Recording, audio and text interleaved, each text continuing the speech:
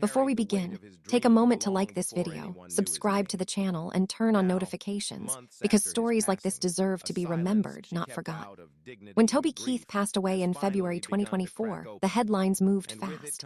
A few lines, a date, a career summary, and then the world scrolled on.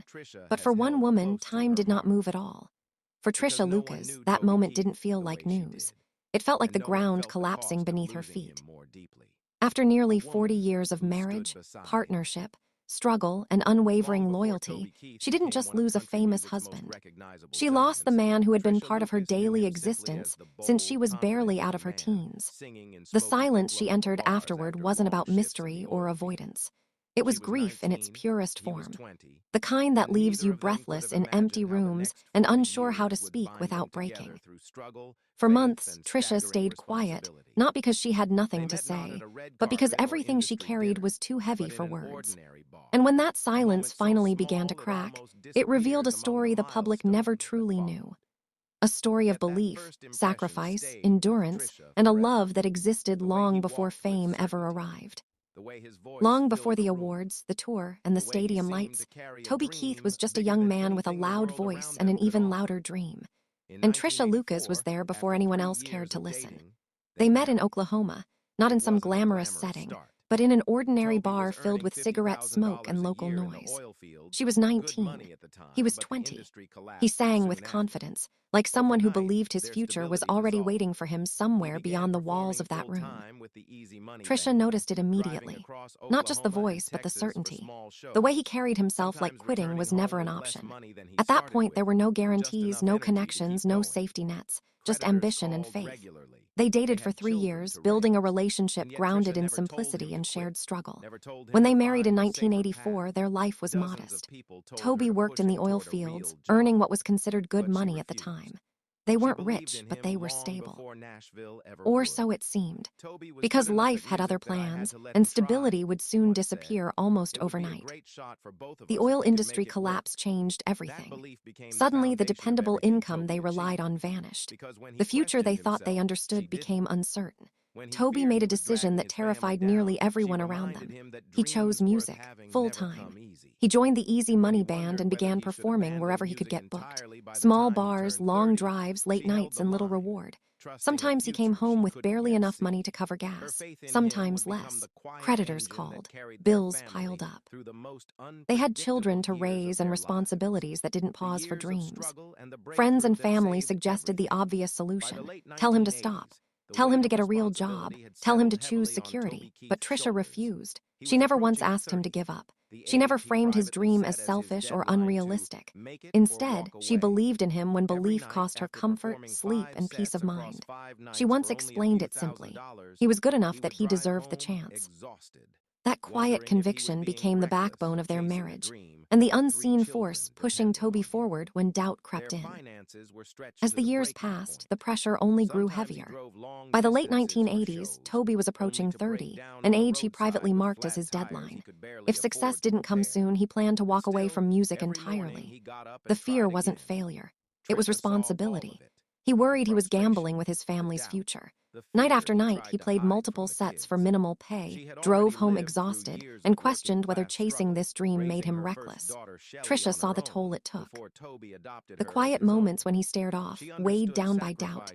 The mornings when he forced optimism for the kids. She had already lived a hard life, raising her first daughter Shelley on her own before Toby adopted her as his own. Sacrifice wasn't new to her. But watching someone you love suffer in silence brings a different kind of pain. Still, she never let him see her fear. She handled the finances, kept the household steady, and reminded him why he started. Her support wasn't loud or dramatic. It was constant. And sometimes, that's what saves everything. Rejection became routine. Demos were mailed. Doors were knocked on. Waiting rooms were sat in. Nashville offered little more than polite dismissal. Each no felt heavier than the last, yet fate has a way of moving quietly before it changes everything. Just days before Toby's self-imposed deadline, a small shift occurred. A club manager he'd befriended passed along a tape. Around the same time, friends from Oklahoma carried another copy into the right hands in Nashville. Those tapes landed with Harold Shedd, one of the most influential executives in country music. Instead of rejection, Toby received an invitation. 2 showcases followed. Then finally a record deal.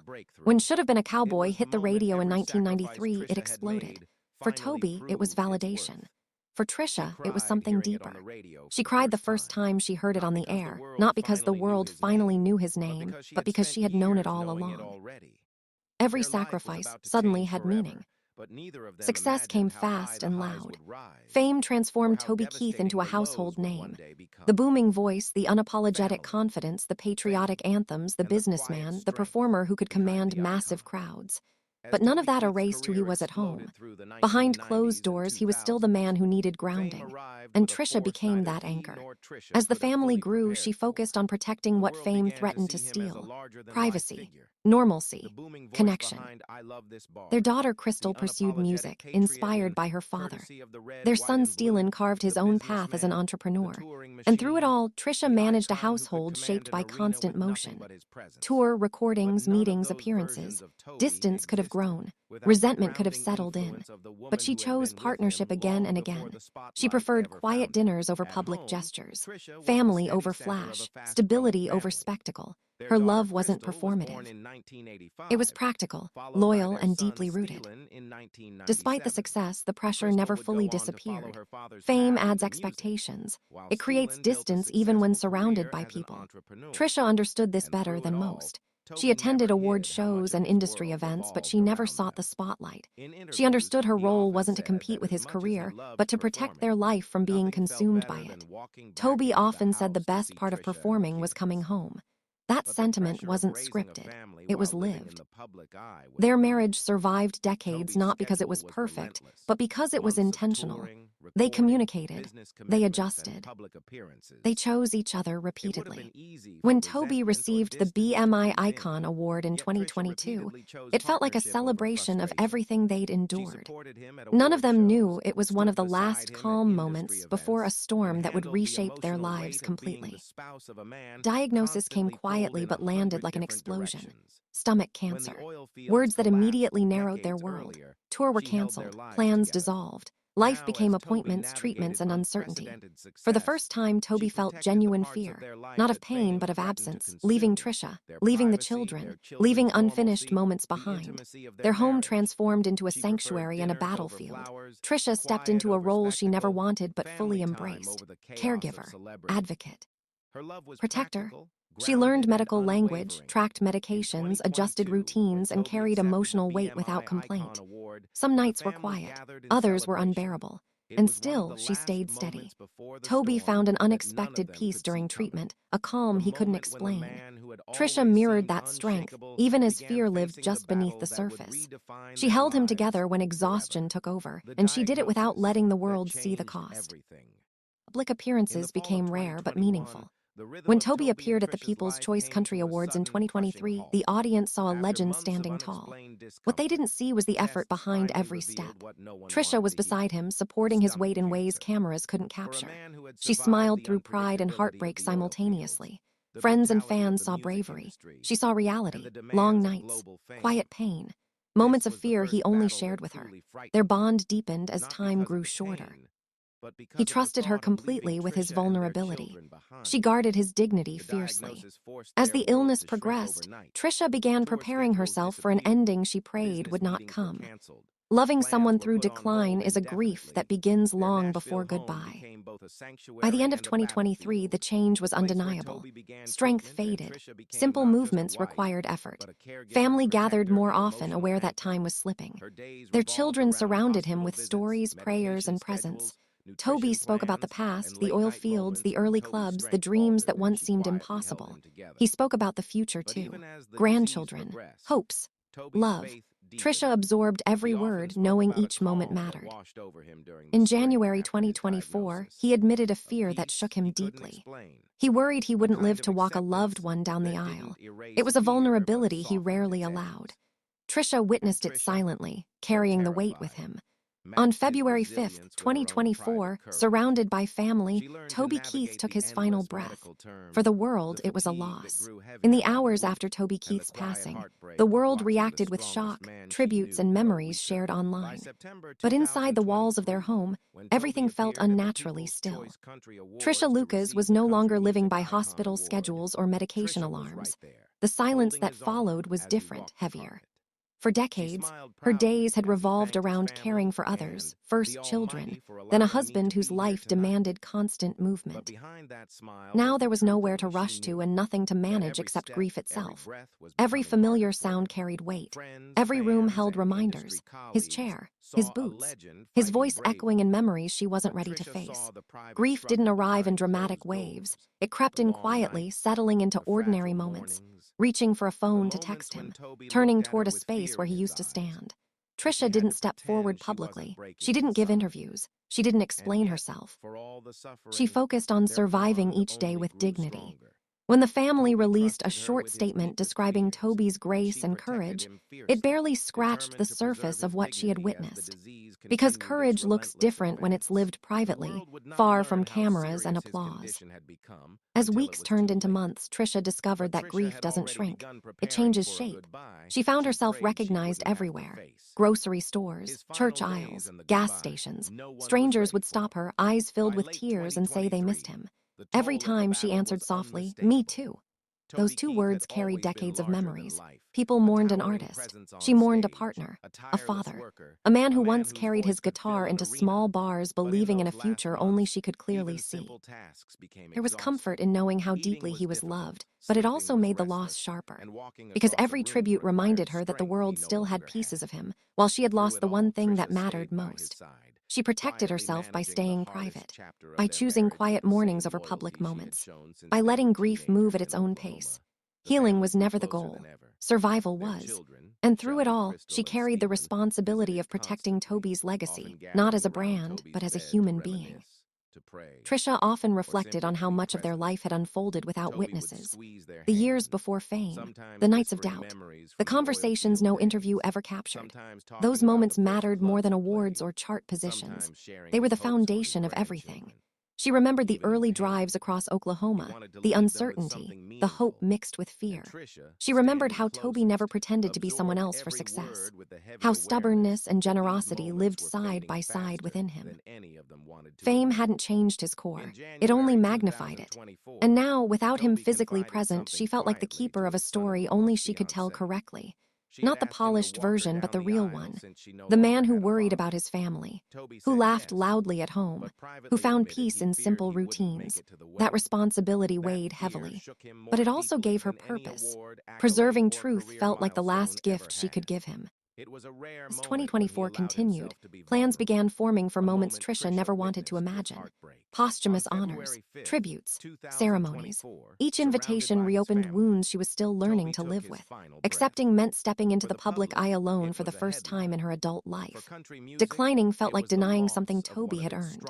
She struggled quietly with that balance, between honoring his legacy and protecting her heart, between showing strength and allowing herself to be broken.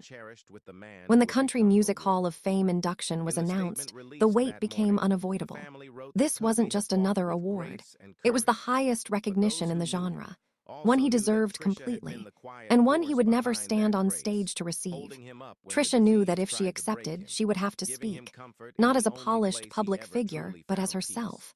That realization frightened her more than anything else since his passing. On October 20th, 2024, Trisha Lucas walked onto a stage she never expected to stand on alone. The room was filled with industry legends, artists, friends, and admirers. People who knew Toby as a giant.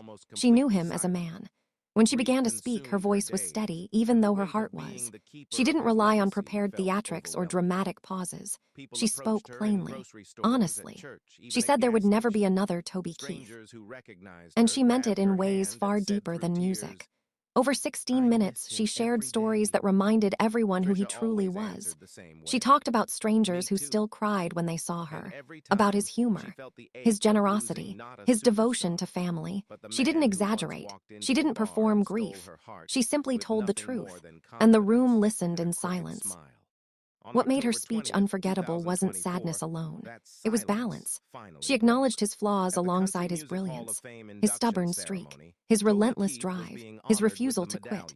She spoke about how he gave quietly without cameras or recognition, about the Toby Keith Foundation, about the OK Kids Corral, about families who never knew where help came from, only that it arrived when they needed it most.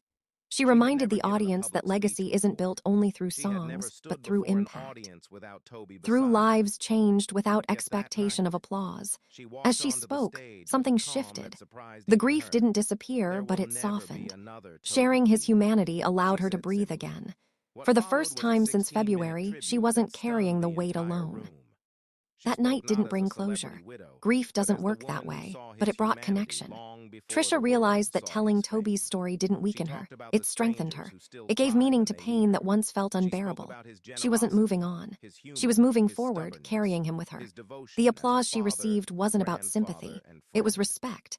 For a woman who stood quietly behind a legend for 4 decades and found her voice only when it mattered most. The silence she had kept for so long was finally understood. In the days following the ceremony, messages poured in, from fans, from artists, from families Toby had helped. People thanked her not just for the speech, but for reminding them why his music mattered, why his presence mattered. Tricia read many of those messages privately, often through tears. Each one reinforced something she already knew, that Toby's life had meaning far beyond charts and awards, and that her role in that life mattered too.